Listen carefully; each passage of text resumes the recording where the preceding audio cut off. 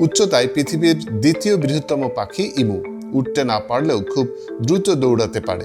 অস্ট্রেলিয়ায় আদিকাল থেকেই বসবাস এই পাখির। দেশটির জাতীয় পাখি হিসেবেও হয়তো অনেকে চেনেন। তবে 1932 সালে অস্ট্রেলিয়ার পশ্চিমাঞ্চলের এলাকা ক্যাম্পিয়ানের উদ্বেগের কারণ হয়ে দাঁড়িয়েছিল হাজার হাজার ইমু। প্রজননের জন্য প্রতি বছর উপকূলীয় এলাকা থেকে ভেতরের অঞ্চলে চলে যায় এই পাখি।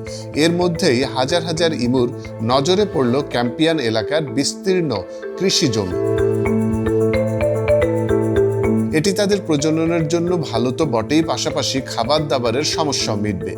যেই ভাবা সেই কাজ। সেই কৃষি জমিতেই প্রজনন সহ খাবার সংগ্রহ করতে লাগলো 20,000 ইমু। পাশাপাশি খরগোশদের উৎপাত ঠেকাতে কৃষকরা কৃষি জমির চারপাশে যেসব বেড়া দিয়ে রেখেছিলেন সেগুলো নষ্ট করতে থাকে ইমুরা। মাথায় হাত পড়ল কৃষকদের, নষ্ট হচ্ছে ফসল।